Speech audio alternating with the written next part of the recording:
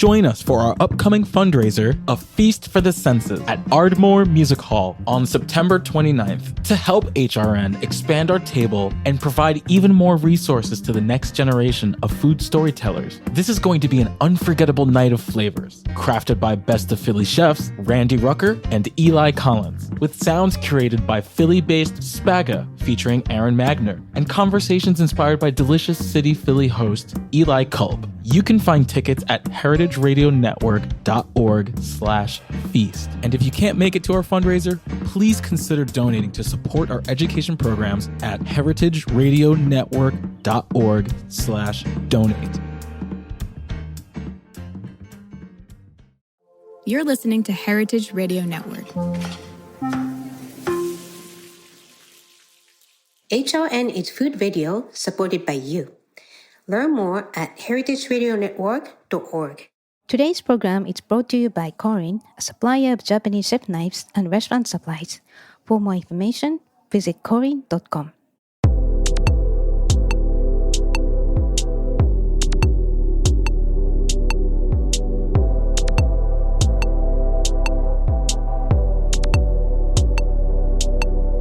Hello, welcome to Japan Eats. I'm your host Aki Katayama, a food writer and the director of the New York Japanese Culinary Academy, which promotes a deep understanding of Japanese cuisine in America. We are broadcasting live from Brooklyn, New York. This show is all about Japanese food and food culture. We see sushi at every day in the supermarket, but what is beyond sushi? We hear dashi, ramen, sakaya, but what exactly are they? Japanese food is still a mystery for many people, and I try to demystify it in this program with my good guests. My guest today is Karl, who is the chef and owner of Karl's Balls, based in New York City. His mission is to introduce the soul of Takoyaki, which is one of the most beloved traditional comfort foods in Japan, to the world. And Karl joined us on episode 189 in 2020 and introduced us to the basics of Takoyaki. And Takoyaki is one of the biggest stars of Japanese summer festivals, and it is seasonally and timely to delve into the delicious savory snack with a rich cultural background. So today we'll discuss why the simple bite-sized balls are a piece of art, distinctively different styles of Takoyaki between Osaka and Tokyo, the upcoming exciting Takoyaki festival in Japan that Karl is invited to, and much, much more. But before we start, Japan Eats is available on the Heritage Radio Network website, as well as on iTunes, Stitcher, and Spotify as a podcast. So please go to iTunes, Stitcher, or Spotify, whichever you listen to, and subscribe to Japan Eats. And please write a review. We truly appreciate your feedback. Now let's start a conversation with Karl. Hello, Karl. Welcome back to the show. You make me sound better than I really am. I think I know well who you are. Goodness. So for listeners who have not listened to episode 189, where are you from? And what do you do outside cooking takoyaki? Because I think you have a lot of colorful things going on, and I think our listeners should know about your very unique background. Yeah. Well, I'm originally from Mount Laurel, New Jersey. It's a suburb from South Jersey near Philadelphia.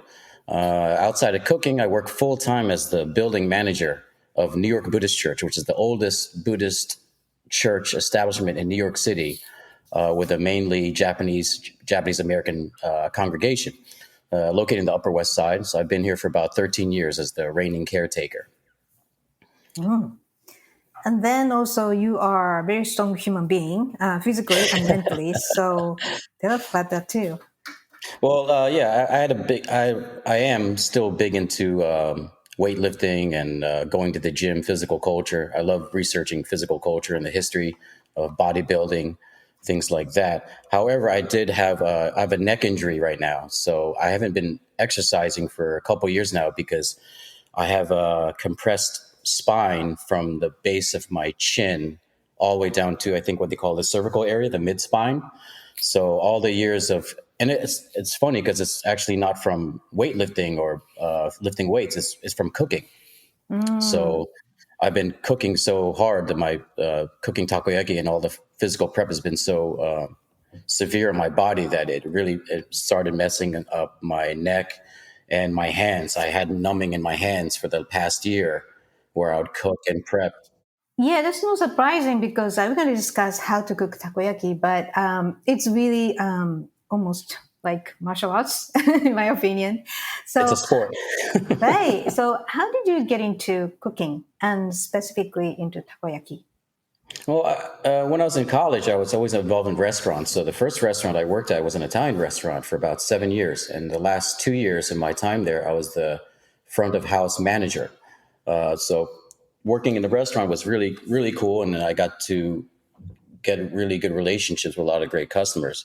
As far as going into takoyaki, when I moved into New York City, I became the caretaker here of the New York Buddhist Church. And when I moved into the church, I needed a side job because my job here provides me with an apartment and a free board and free rent, but I didn't have any income. So a lot of the older congregation here, they were very well connected and connected me to one of the restaurant owners, Mr. Bonyagi, here in East Village. And Mr. Yagi really, stuck his neck out for me and got me a job at the Otafuku restaurant on the old Otafuku on 9th Street between 2nd and 3rd. Unfortunately, it's no longer there, but I started working there in, I think, the summer of 2011. And about a year later, actually, I'm sorry, about 6 months in, I became the general manager.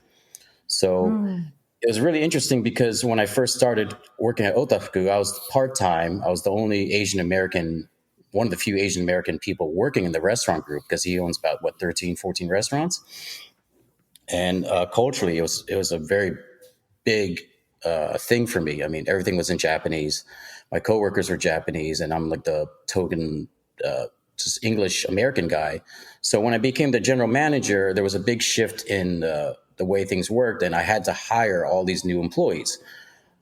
So during that process, once I got into hiring new employees, I had the responsibility of learning the recipes, and I had to teach them at the same time. So I was learning the recipes and teaching them at the same time, which made me kind of deep dive further into cooking and into really just holding the restaurant together.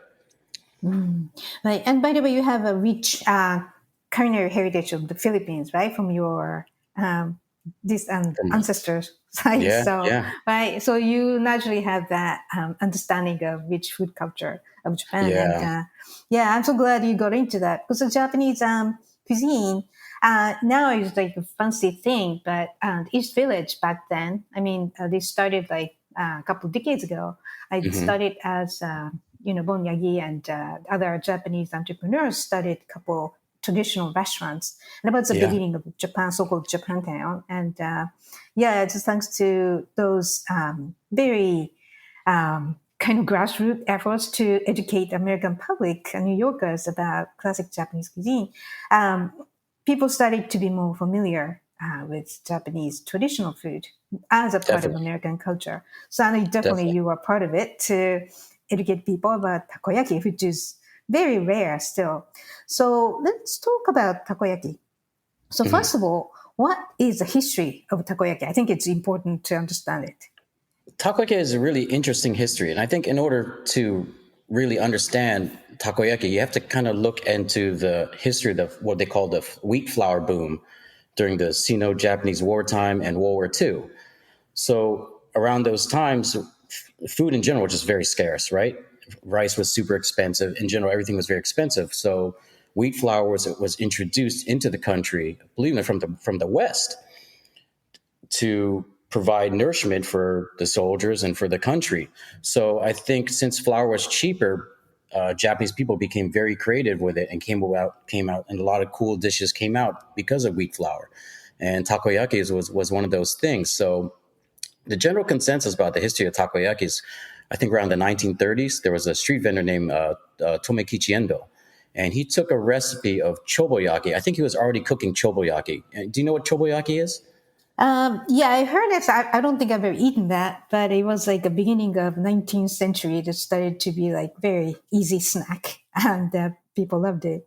I never eaten it either, and I'm hopefully when I go to Osaka in October, I'll be able to find a couple stalls or do some research on that. But and for the listeners who don't know, choboyaki is kind of like a waffle. Looks like a waffle grid, like kind of like with these round molds, and you just pour the batter in like a crepe batter in, and it just kind of gets scooped out like a waffle with wheat flour, konnyaku, bits of beef, I think sometimes they add to it, and various other vegetables. So Endo-san combined choboyaki with akashiyaki, which is another dish similar to takoyaki, where the balls are made with more of a starch and egg batter, and added the octopus from akashiyaki to the choboyaki, and having the spherical mold became takoyaki. So it's a really interesting history that I'm Right. still continuing to try to figure out. It's a lot of hearsay. There's a little bit of hearsay in it, and I'm going to visiting Osaka this year and having a lot more connects than I did in previous years. I'll be able to do a lot more research. So it's really interesting. Right. And, some food, it's kind of contentious where it is from, but Osaka is hands down, like there's no question Takoyaki came from Osaka Yeah. because, so as of 2021, the number of Takoyaki shops in the whole country of Japan.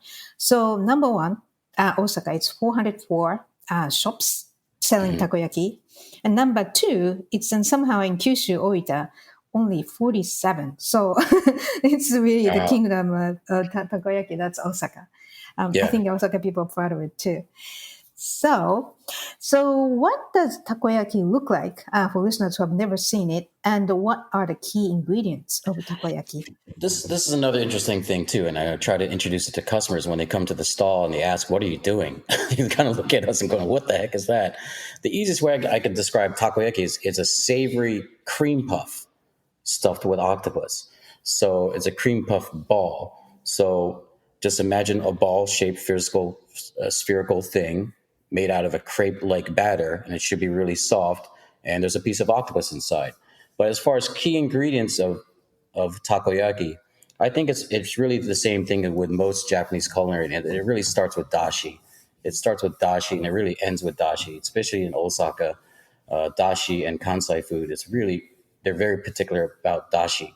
So there's a zillion combinations of dashi, right? And I'm sure I'm positive that Akiko knows a zillion times more than I do about dashi, as I'm still learning.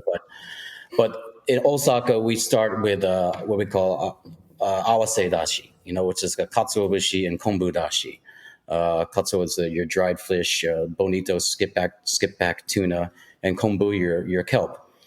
So here at my stand, Karl's Balls Takoyaki, we use a combination of that dashi, katsuo, and kombu, and we blend it with usukuchi shoyu, which is your light soy sauce, and we use a very high-end type of cooking wine, honmirin. So we don't use like the cheaper grade ones that you could find with the corn syrup, because I'm really not into those chemicals. So we use honmirin, which is pretty expensive. Oh, by the way, for listeners who are not familiar with mirin is really one of the key ingredients in Japanese cuisine. It's kind of alcohol based. That's Hmm. why home mirin means real mirin, and the one made with corn syrup. That's you don't require a license to sell it, so you can sell it everywhere. But home Yeah, mirin, I think, you do still have to be sold at liquor shops, and yeah. yeah, and it's really sweet but deepening the whole taste and the flavor, and also some the food surface get more kind of shiny or glossy. There's so many things you can make fun with mirin. So mirin is something people probably don't know too much about, but you should know, right? You could probably make a whole nother podcast on just me. Yeah, I think I'm so too. positive. Yeah, right. And unfortunately, it's very expensive. So since my business does not have a liquor license, I persuade all my izakaya buddies and other restaurant owners in the Japanese culinary scene here in New York City. I just ask them, hey, can you give me a case next week? Can you give me a case next week? Can you get me a Mm. case? So that's what I do. But we blend that dashi with a very specific flour of a specific ratio, sorry, of flour, and we use nagaimo and eggs. Nagaimo is the Japanese mountain yam. Mm.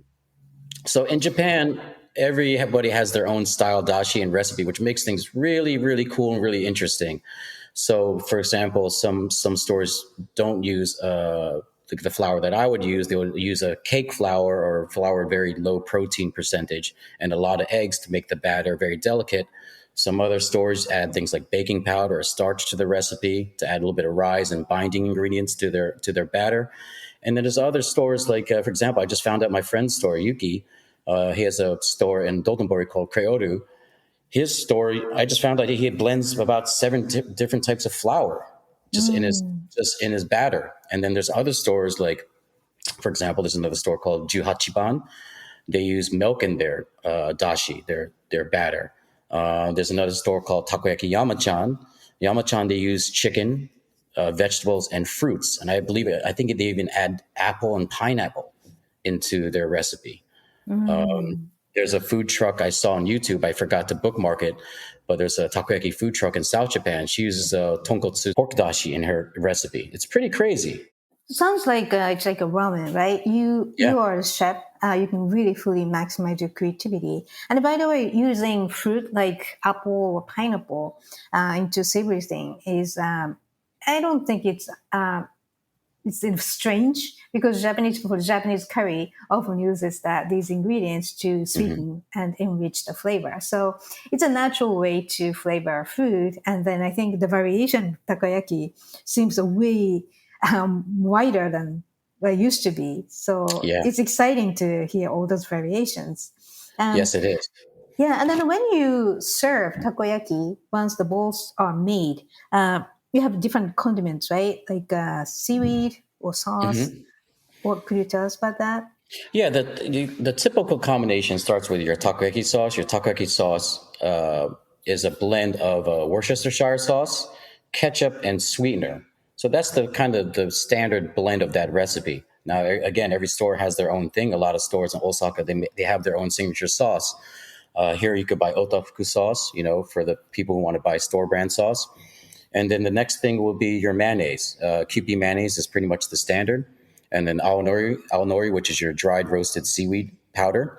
And then katsuobushi, with your dried fish flakes. That's your standard combination. And there's a zillion different combinations. Like here at Karl's Balls, we have that standard. I also take the same takoyaki sauce. I have a spicy variation of that. And then our most popular one with our customers is our negi mayo combination, which is our takoyaki sauce, mayonnaise, a ton of green onions, and more mayonnaise on top. Interesting. Well, by the way, it's kind of like deviates from the main takoyaki discussion. But when it comes to mayonnaise, all those chefs started to use only Kewpie brand, and I heard the recipes are still secret. But why do you think, as an American chef, why do you think people prefer Kewpie versus Coleman's or some other brands? That's a good question because since I'm born here, I was raised in Hellmann's, right? Actually, I didn't really eat a lot of mayonnaise until my teenager years. But then I remember when I first got into Japanese culture and I was playing taiko, I was playing wadaiko, taiko drums. I went out to eat with one of my senpai, my seniors, and we went out somewhere and then we got something to eat, and he specifically asked the waitress if they had Kewpie mayonnaise. And I was thinking, like, what is this? So I think he ordered yakisoba, and then he asked for Kewpie mayonnaise, and then I remember just him drizzling it on top of his noodles. I took a bite out of it. I said, what the? It was a completely different thing. There's a big savory punch, and I think I found out through the Kewpie factory that they only use the egg yolks in their batter, as opposed to a whole egg, which is Hellmann's. So Hellmann's, you'll use the whole egg with the whites as well. But Kewpie, they only use the yolks. So it becomes like a very rich mayonnaise. And I think also the vinegar that they use is different, which I think American mayonnaise uses white vinegar, and Kewpie mayonnaise uses apple cider vinegar, I think is what they use. Interesting. Wow. That's interesting. I have to remember those. And I have to compare next time, side by side. Yeah, so Kewpie is really, really, really cool, and I think there's a lot of things you could do with Kewpie mayonnaise, and I'm excited to we have a good relationship with Kewpie. I'm so happy that they really support me as well, and hopefully I could work with them in the future and do some things with them. Yeah, so and the logo is cute too, the little baby Kewpie mayonnaise. Anyway, so but takoyaki has regional variations, despite the fact that it came out of Osaka. Of history, but people often compare the Osaka and the Tokyo style okonomiyaki. So, could you tell us the difference between the two, or if you have any other variations that from other prefectures, you can tell us also. Yeah, sure. I think in this way we probably have to talk about the influence of gindako. So Gindako is the number one takoyaki chain in Japan, and I think they, from my memory, they have over 400 shops in the world. And I think just in Tokyo, from when I last remembered, I think they have over 100 Gindako in just Tokyo. So those who visit Japan for the first time and never really get the chance to venture outside of Tokyo, they will eat takoyaki, and their impression of takoyaki is from Gindako. Now, so the Tokyo variation, I think, versus Kansai and Osaka is really different. You can't get any more different. From what I remember from eating like the Tokyo variations, especially Gindako, is a very strong dashi. So I think, Kanto dashi, is very soy sauce based. So at least from what I know about dashi, Kanto dashi is very dark soy sauce based. So you get that really punch of the koichi shoyu versus the Kansai dashi, which is more soft, round. And you're getting that from the tsukuchi shoyu, the katsuo, and the kombu combination. So with the Tokyo variations, you get a really strong taste. And the way that they cook takoyaki in Gindako in Tokyo, they use a lot of oil. So when you cook takoyaki, when they cook it and finish it at the end, they take their oil and they splatter it all over the grill, and the takoyaki itself is swimming, almost like a deep fried takoyaki. So that's one of the biggest. It's a huge variation of texture from Tokyo versus the original Osaka style. And there's another style, for example, in Kyoto with the big abundance of green vegetables and beautiful vegetables, you also find in Kyoto they'll add cabbage within the toppings inside of the batter. Now, as far as comparing that to the Osaka style, it's a funny thing, because on a side that I saw you at Japan Society a couple of weeks ago and talking with about food and sake, and then the biggest thing I really got out of that conference was mouthfeel and how many adjectives of mouthfeel in terms of Japanese food. I think what you said, or what we learned, was there's over 400 words or adjectives to describe textures in Japanese cuisine, right? Yes, I did. Yeah. So I found a study, and actually somebody really counted, like a researcher counted, and 400. And I think Chinese has 144 adjectives to describe texture, and English is far below. I don't know the exact number, but that's Japanese people are really obsessed. And if you ask how do you like the food, they definitely mention texture, not just the taste or flavor. Right. Yeah, that's 100%. I can guarantee if you ask Japanese person. So yeah.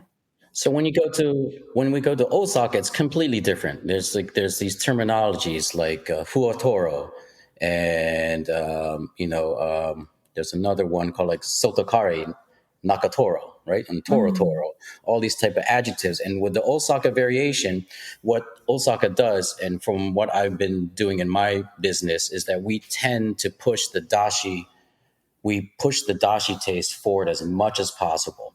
So what we do is, in order to get a really good dashi taste, we limit our flour usage as much as possible to be able to get that taste of dashi. So what that happens in the cooking process, it becomes very hard to cook, because since there's not a lot of flour to bind the ingredients together, or at least the strength of the flour, it's hard to create the shape and cook in general.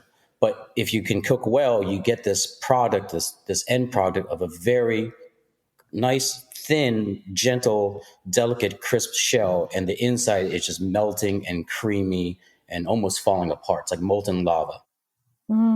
Right, that's your style of Osaka, classic Osaka style, right? And then the opposite side, that's Tokyo. It's outside, it's the crunchier, and inside it's kind of like creamy. So the texture is really the biggest difference, right? Yeah, texture is really big, and it's hard, because here in the States, since those type of textures are not found in the Western cuisine, I usually have to fight a lot of 1-star Yelp reviews, 1-star and complaints from customers. They 100%, they come back. A lot of customers come back all the time, and they'll ask me, "Hey, is this cooked? Is it supposed to be like this?" And I have to explain to them many times with the amount of knowledge that I have to explain that this is what it is. So, Interesting. and I think that's mainly due because of the fact that when people do visit Japan, they don't have that time to visit outside of Tokyo, that they do eat at Gindako, and that's what their impression is of what takoyaki is. Mm. By the way, speaking of what American people like and not, the texture wise, American people, Mhm. they say, prefer to have like a distinctive, like crunchy taste or flavor. But maybe that's one thing. And also, octopus, if you go to Mediterranean countries, you see octopus dishes very Oh often. yeah, a lot. But, people may wonder why octopus, nothing other than octopus. That's the beginning of the history of takoyaki. But why octopus and what do you think is the charm of octopus as takoyaki's core ingredient? This question is hard for me. I've been sitting on this question for a while and just thinking, what is it? What is it? What is it about octopus? Because even for me, the first time I had octopus was at Otafuku when I first started working there. I never ate takoyaki at all before that. I knew what okonomiyaki was. I know what yakisoba was, but I remember the first time, like, oh, do you want to try this takoyaki thing? And I'm like, oh my god, it has octopus in it. Like, what does it taste like? Like, I'm scared as an American person, not just Asian American, but just here, American person. But octopus is delicious. I think it's great. I think there's nutritional wise, you have a healthy fats, you have a little bit of cholesterol, which is good for your brain. B vitamins, taurine. It's rich in taurine, which is good for your brain. So it's a very healthy ingredient. It does look a little bit scary, right? When you think about it. But I think since the ingredient itself is in the name, it's in the dish. Takoyaki. Taco means octopus. Yaki means to grill or to cook. So, but when I look at it and I think about it from an outside perspective, and then when I go to Japan and I go back and I see how Japanese marketing is, they take these dishes, particular dishes, and these fun dishes like takoyaki and okonomiyaki and all those festival type foods.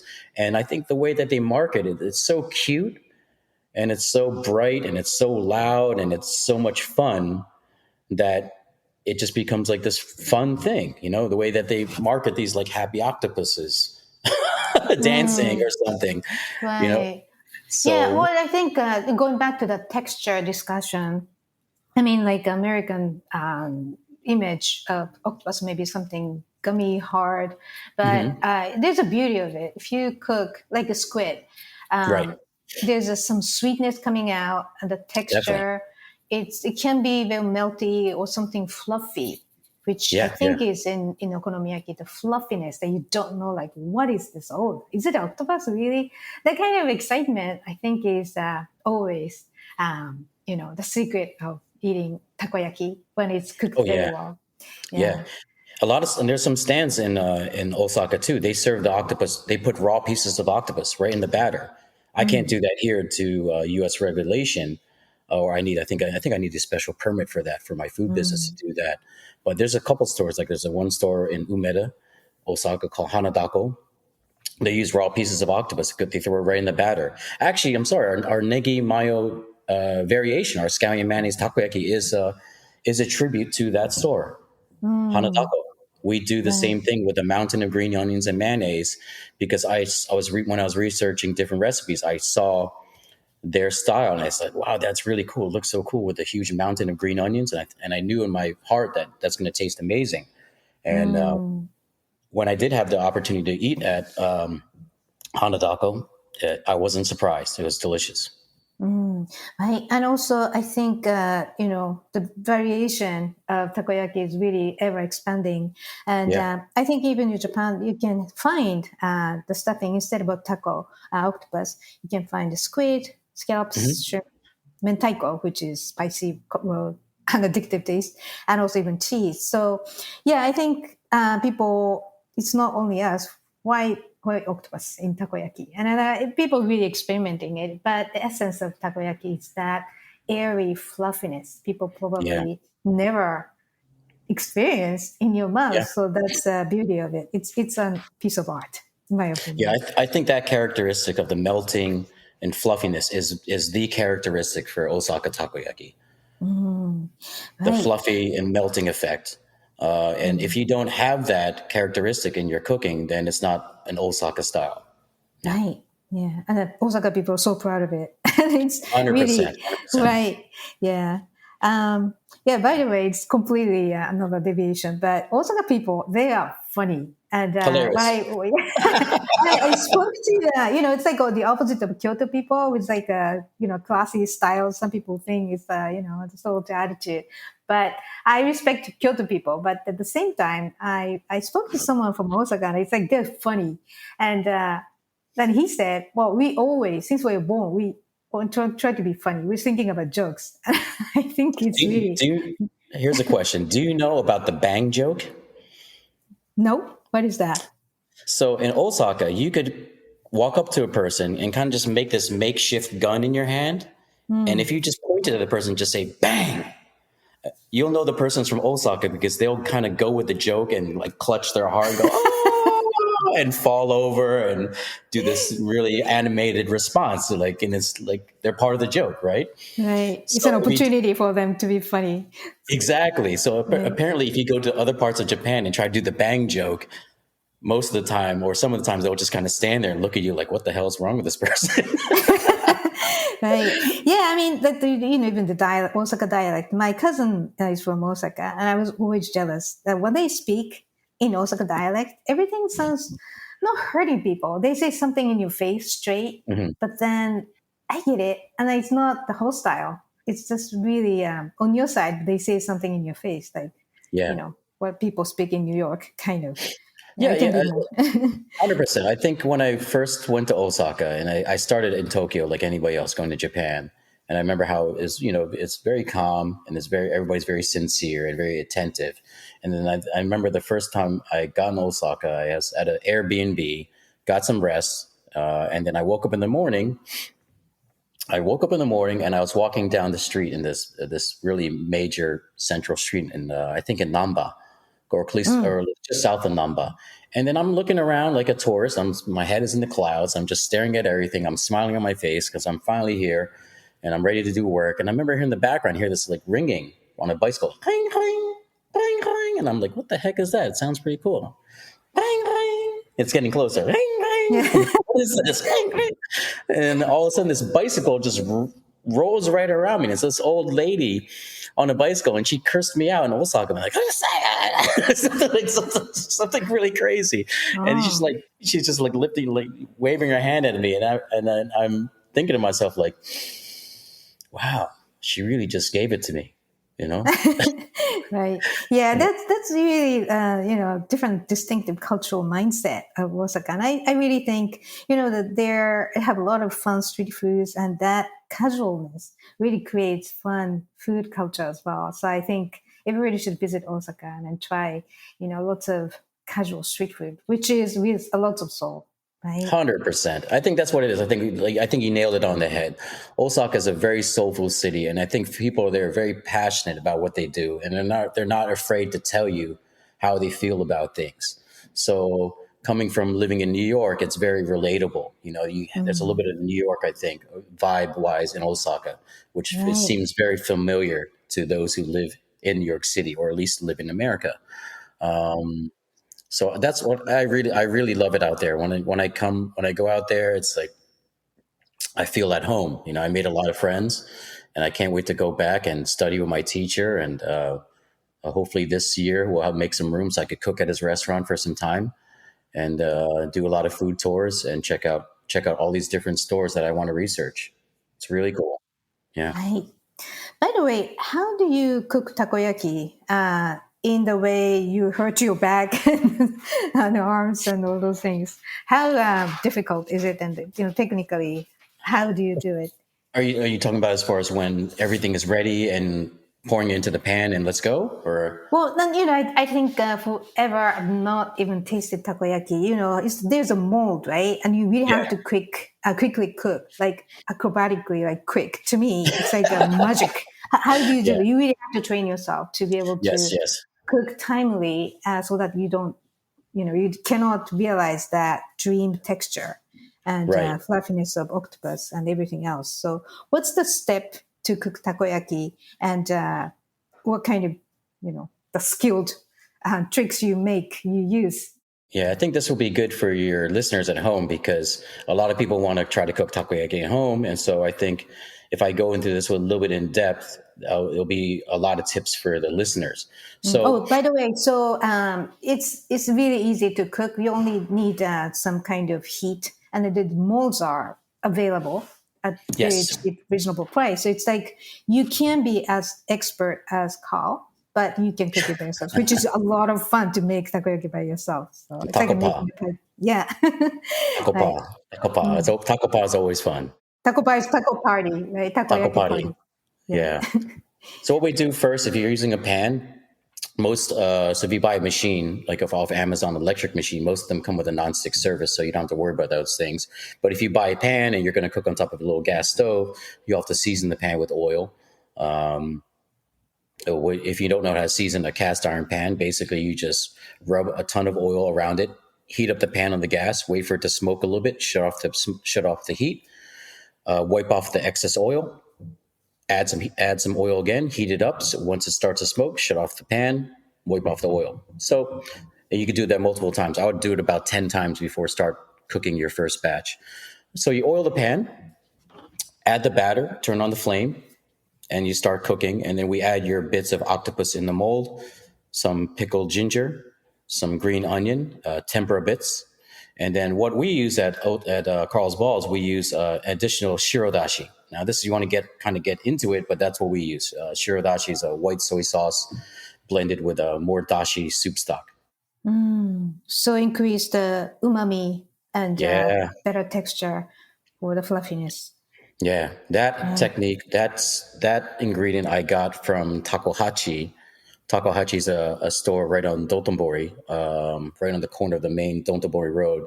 And my style kind of blends in that same historical line from my teacher into the Takohachi lineage.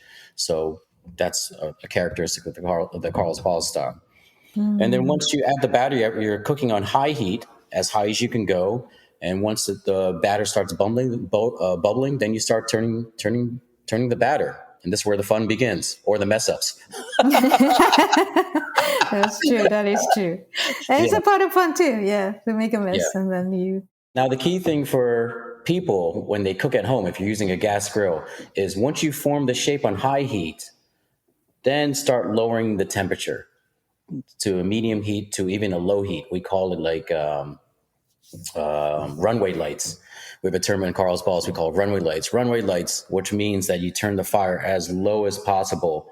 Once you get a good shape, you turn the fire down to where the fire is so low it looks like runway lights from an airport. And then from there, we keep picking the takoyaki, and at a low heat compared to a high heat. The high heat cooks the outside of the batter, and you form that shape. And then when you end your cooking method with a very low heat, it cooks the inside of the batter, and that's where you can get more of a melting, creamy effect of the takoyaki, depending on your recipe. Right. So that's the key, right? Because if you just cook at high heat too long, you get a kind of Tokyo style, like crunchy outside, too crunchy to your liking. So that's an important point. And I heard you use copper molds, right? Yes, we do. To have the gentle, cooking. And if you keep cooking, copper maintains ideal temperature without holding too much of the temperature, and you can get even results each time you cook. Yeah, copper is great. When we first started cooking, we started with cast iron molds, and cast iron was cheaper. It was cheaper. It was more affordable for us when we started the business, and we got good results with it. But me being me, always wanting to experiment and and just try to, I'm still dreaming of the perfect takoyaki to make. So me being me, I ordered some copper molds because I kept watching YouTube and looking at all these different stores, and I wanted to try copper. Now, the cool thing with copper is that copper responds and changes very fast to temperature changes. So if you're cooking on high heat and you want to adjust the temperature to medium, copper responds very quickly. As opposed to cast iron, if you're cooking on a very high heat with cast iron, and then if you turn the heat down, cast iron retains the heat. So it takes a while for the adjustment to change as far as the pan adjusting to the temperature that you want. So if you're cooking on very high heat with cast iron and you shut off the fire, guess what happens? The pan is still hot. Right. Okay. And by the way, there's an interesting study. It is a national average of what occasions do people eat takoyaki. And this is a national average. So the 65% at home, meaning like people get a mold and cook and practice like you just explained. And the second was at the takoyaki shop. That's 40%. And 33% at the festivals. And by the way, Japanese summer festivals tend to be not on the street, but temples and shrines. So it's kind of like a nice spiritual ambience they can experience in the summer. And instead of walking around the street, which is fun too, but if Japanese summer festivals, but listeners get opportunity to visit, it's very, very nice to feel kind of spiritual, but also festive. Because it's a summer festival, celebrating the summer, it's hot, everybody's sweating, but eating takoyaki and other, cotton candies and all those fun stuff going on. So, that's. But going back to this study I researched, so in the Osaka area, 81% of the survey subjects ate takoyaki at home. So they eat way more takoyaki more often, I guess, because everybody has a mold at home. And I'm sure they're more skilled. So, it's popular in Osaka and also nationwide, right? It's crazy. Every time I want to go to Osaka, I visit my equipment manufacturer store. They have in the front of the store, always for the display for the customers, like tourists and things like that, are all these like really cool consumer-based takoyaki machines just for cooking at home, like these little tiny pans, these little tiny gadgets and things just for people to do takoyaki at home. And I think that's super cool. And I wish we had more of that here in America. Maybe if I could be able to get hooked in with like Iwatani or one of those companies, we could do something. Speaking of Iwatani. So for listeners at home, if you want to cook takoyaki at home, I highly, highly recommend you go on Amazon, and I think it's around $80. It's a little expensive, but there's a Iwatani takoyaki machine, and it runs on butane gas. Okay. The mold itself is non-stick, so you don't have to deal with anything sticking at all. But having that butane gas, you'll be able to tinker with the heat element. So, like I said, be able to cook high heat and then finish with low heat. You'll be able to craft really nice takoyaki at home using that type of machine. If you buy an electric machine, it's very tough to get that power to be able to cook really good takoyaki. You can cook takoyaki with an electric machine, but you'll end up using a lot more flour, and the takoyaki will be more floury, more doughy. But if you want to be able to really cook a really nice Osaka style takoyaki with really nice dashi forward taste, then I highly recommend that Iwatani machine. I have like 3 of them in my apartment. Oh, wow. Yeah, so when I get asked to do like a cooking thing somewhere, and they're like, "Well, you got to kind of cook indoors in our office, but we don't have enough electricity." I'm like, "Oh, I got these little Iwatani machines, and they work perfectly every time." Hi, actually, there's an extensive, I'm just looking at Amazon website, and a pretty extensive Iwatani store selection. So, Oh, really? Did the price go up? No. There's a gas stove, actually, that's only $70, and the Iwatani takoyaki grill pan, only pan. Maybe you can use a barbecue grill. That's only $30. Yeah, you could use that or one of those little burners. But I think if you go around there, it says like Iwatani. I think it said like Iwatani cassette gas or something like that. Yeah. Last time I checked, it was around like $70, which is a steal. Right. Yeah, it's the same. So, anyway, so let's take a quick break, and when we come back, we'll discuss a national takoyaki conference coming up this October that Karl is invited to. So please stay with us. Today's program is brought to you by Korin, a supplier of Japanese chef knives and restaurant supplies. Korin is proud of their Japanese culture and traditions, but they want you to know that their products are not just for Japanese restaurants. Their knives and tableware bring out the best qualities of food from every culture and fit into every restaurant, from French to Pan Asian to American, and that is why they are located in New York City, where people from every country in the world come to eat. Korin's Tribeca showroom is home to the most extensive collection of Japanese chef knives in the world, including Japan. Stop by to view the exquisitely designed tableware and the Welsh natural sharpening stones. They have a whole range of knife services from repair and rust removal to reshaping and realigning. Korin is dedicated to this ideal, bringing the highest quality Japanese design to your table so you can experience the unparalleled quality of Japanese craftsmanship in your home or restaurant. For more information, visit korin.com. Welcome back. You're listening to Japan Eats on HRN Heritage Radio Network. I'm your host, Takayama, and my guest today is Karl, who is a chef and owner of Karl's Bowls based in New York City. So let's talk about the exciting event coming up in Osaka in October that you're invited to. The event is called Teppan Kaigi, organized by the Japan Konamon Association. And first of all, what is the Japan Konamon Association? The Japanese Konamon Association is like an organization that preserves, educates, and promotes wheat flour-based foods in Japan. So the organization produces all these different workshops. It's really cool. Workshops, cooking classes on takoyaki, okonomiyaki, yakisoba, and they highlight the history of all these stores from the biggest stores to the smallest local various stores. And many of the members of the organization are the cream of the crop. I mean, like the best of the best CEOs and presidents of the original and the best takoyaki stores in Osaka and in all of Japan and in the world. So it's a major association, which I really am excited for because there's not a lot of people who know about Konomon culture, and that organization is really promoting and organizing and educating people of what real takoyaki, okonomiyaki, and yakisoba is, and all the different wheat flour based foods of Japan. It's really cool. Yeah, it's amazing, right? Japanese food culture really boasts a lot of carbs and people are skinny somehow. And noodles, that's like a soba, udon, and also many other, even mochi is included in this Konamon Association's purpose to promote. I think Ms. Kumagai, her name is Mana Kumagai, she's the president of the association. I think that I read something where her organization visits about 500 to 600 restaurants a year, learning about and seeking all these different restaurants. And there's meetings about Konomon and wheat flour foods all year round. Right. So she sounds like the serious, she's a researcher of food and life. So she founded this association, Japan Konamon Association, in 2003.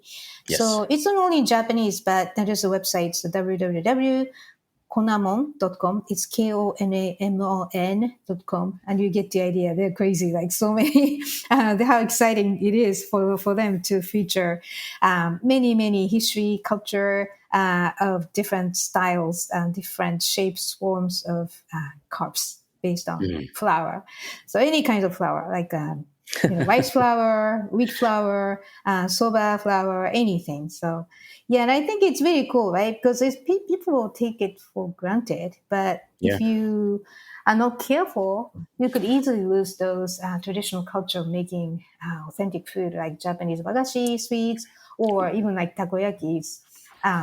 It's culturally important, but it's not something like, dominating our everyday life unless, you are from Osaka and you are, takoyaki business. So, yeah.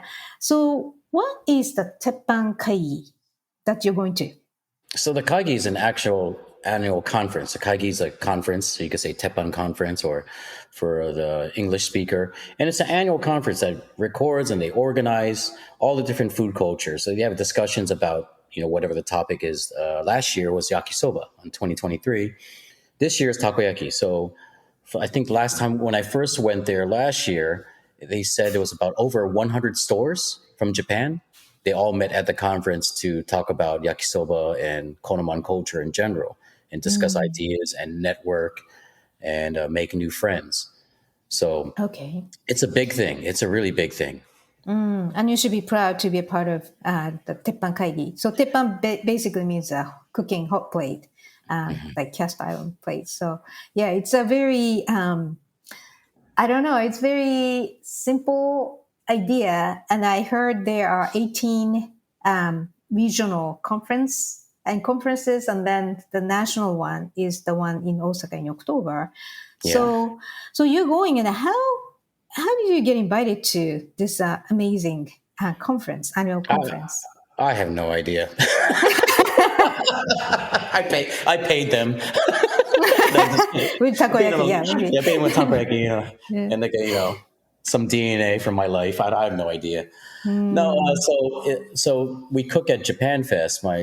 Karl's Balls has been with the Japan Fest or Japan Block Fair since 2015. We've been the takoyaki vendor for Japan Fest since that Japan, time. so it's in the annual Japanese cultural events held in New York every year, right? Every year, but now there's over 30 events a year. So almost every weekend I'm cooking at a Japan Fest. Wow. Okay. Yeah, it's a lot of work. It's a lot of work. So I think it was they started doing this Konoman competition at Japan Fest, and it started around, I think, 2016 or 2017. And in 2019, they invited Miss Kumagai, Mana Kumagai from the Konoman Association. She flew from Japan and came to here, and she was hosting, and promoting Konoman culture. And then I got to meet her briefly in 2019. It was like a dream come true because I used to see her on Netflix, these different TV shows, and any research I do on takoyaki, I always see her. It's like, oh my God, there she is, there she is, there she is. Like always at a different store. So she showed up in 2019.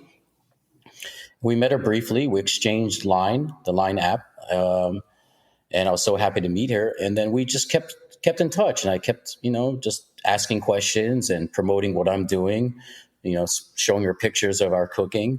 Is this okay? What? I'm just hungry for more information because there's not that much information here. So I was always bugging her.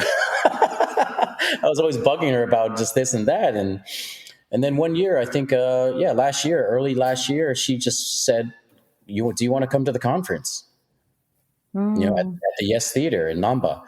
And I said, like, what conference? She's like, we have this, Konoman conference, teppanyaki conference. And there, if you decide to come, I'll introduce you to all the CEOs and presidents of all the major takoyaki stores. And I said, holy shnikes, like what the? Right, that's nice. So you're going to network and probably you learn, and maybe you can start or something like it's a very, very big networking opportunity, which is Huge. like a Davos conference of takoyaki. It was huge. It was so huge. Because I've been sitting here in New York City translating cooking manuals and watching videos and searching things, because my Japanese is not that great. It's okay when I shoot a couple of drinks down, but it's it's not that great. So I always have to translate things from Japanese to English and English into Japanese in order to do research here. And now having the opportunity to meet not just the stores, but the owners of the stores. These are the people I look up to. And I was shaking in my boots when I met them. I must have printed about 500 business cards, and I'm just sitting here exchanging business cards with Takohachi, Juhachiban, Kreoru. But it's interesting though that they want to reach out to people outside of Japan to promote this culture, and I think it's very important. And also, you've been really patiently cooking and trying to introduce culture of takoyaki to the world. And this is another step for you to be recognized, and you can probably invite people to collaborate. And as you do, you can learn from each other. So, congratulations. And it's such a great, exciting thing happened to you. So, good luck in October. Yeah, thank you so much. I think, when I talked to other people from the conference, I said, has anybody else came from America to this conference? And they all said no. So I think unofficially or officially, I don't know, unofficially, I was the first invited person, American chef, to be invited to this conference in Japan. And I was able to bring my team, a couple of my key members from the team, and they were shocked and they were enjoying themselves. And it was really cool it's like, wow, there you are. I see you on YouTube. It's like, now I'm exchanging business cards or I'm having beers with this guy. It's like, holy moly. And, me being the person I am, since I'm not Japanese and I want to represent the culture well, like I always tell my customers, I always tell my customers, I want to cook a takoyaki so well that if a person from Osaka came to my stand and took a bite of my cooking, I want them to have immediate flashbacks and memories of eating takoyaki in Osaka. To bring those memories back, I know that my cooking has hit some type of note of nostalgia for them, a person that's not Japanese. Right. So So I think because you're not Japanese, probably you have an objective view to reanalyze what takoyaki is, and I think you got it. So yeah, have fun and look forward to hearing what you experienced after it's October. it's going to be really interesting because last year was just about yakisoba. And I met all the takoyaki stores who also cook yakisoba. But this year, 2024, is about takoyaki.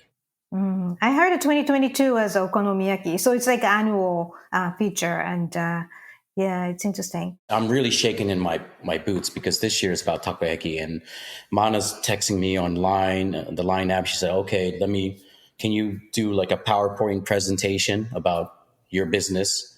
Which means I'm probably going to be speaking in front of all these people. Nice, nice.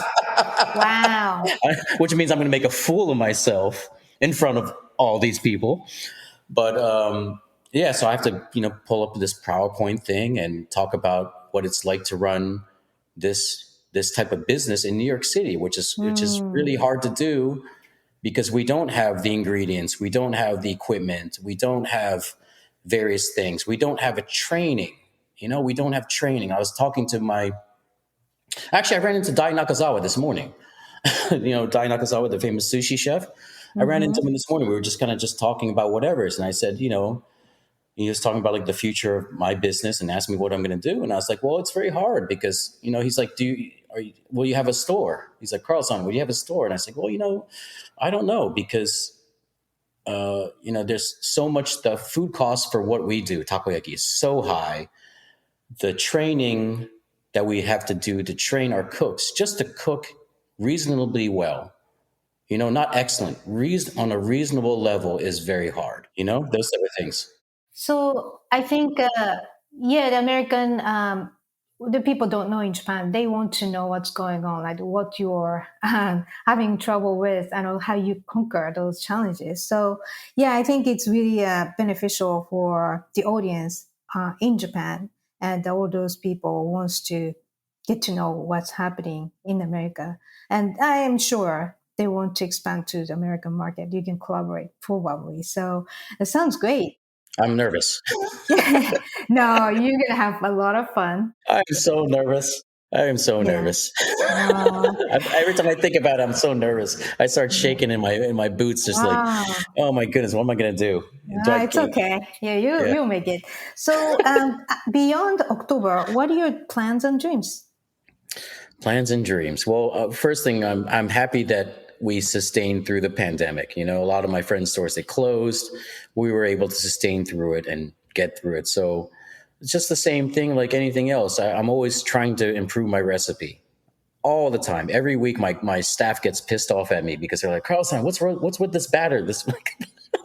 They're like, what's going on? Like something's weird. And I'm like, well, I kind of changed the ratio. So I'm always trying to improve the recipe because I dream of this. I still dream of this takoyaki that's like, it will change the world, Right. Or maybe you'll be so busy, your staff people going to be even more upset. You'll be busy improving after the whole conference experience and exchange. Yeah. So, well, that sounds very, very exciting. And yeah, good luck. And also, I look forward to taste your takoyaki after the conference. It might be thank something. you so much. Right? Yeah, there's so much stuff. I mean, like I said, improving the recipe. I want to expand the business nationwide and develop and collaborate with some companies if possible. I want to learn more from the companies in Japan. Maybe work with my teacher because my teacher's in Osaka. He's one of the best of the best. This guy his name is Hiro. Karl's Bowls in Osaka opening sometime soon. You never That's know. possible. That's possible. I mean, in 2022, I think 2022, we imported the first K kitchen truck from Osaka to here. So we have this little ball, we call it the Ballmobile, and we do all these collaborative events, cooking takoyaki in this little tiny truck. And And it's kind of interesting. Like I said, I think I've been lucky because, some people want to open some people, they've been messaging me and say, hey, I want to open a takoyaki store in Boston, or I want to do this takoyaki thing, over in Nashville or LA. And some people say, can you help me? Give me some advice. So I've been giving some advice to some people through my own experiences. I'm happy to educate. So, yeah, you have a lot of things, just consulting, opening other locations. And it's just like saying, so how can we get your updates online and on social media? The best is probably through Instagram, which is the @ Karl's Balls it's all one word, Karl's Balls with one word. Goes right. Karl is Karl, right? Yeah, Karl. I have a Twitter. I probably should update it. I have the karlsballs.com, which is my website. Probably needs some updating. But one of my plans with that website was to create a food blog, talking about, anything the thing is, like, I'm in my 40s and I'm learning and I'm trying to learn as much as I can. And I figured just to give back, what I could do to give back to people who want to do this takoyaki thing is that the more that I learn, the more that I go to Japan, the more that I expand and obtain certain informations and collaborations in Osaka, the more information I could bring back to the States. So what I'm working on is this blog from directly from the website. And I could talk about the experiences, and I could talk about the shops that you want to visit when you go to Osaka, where to eat, how to eat, where to go, where to buy stuff, all those types of things. So that's where the future is as far as educational content coming from my website. Right.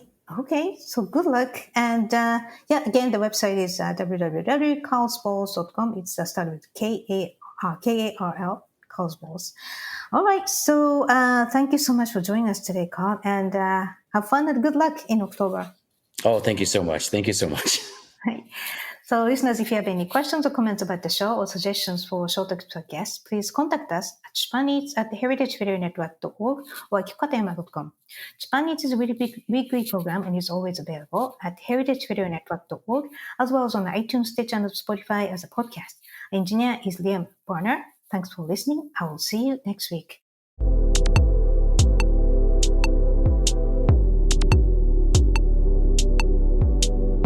Japan Eats is powered by Simplecast. Thanks for listening to Heritage Radio Network, food radio supported by you. Keep in touch at heritageradionetwork.org/subscribe.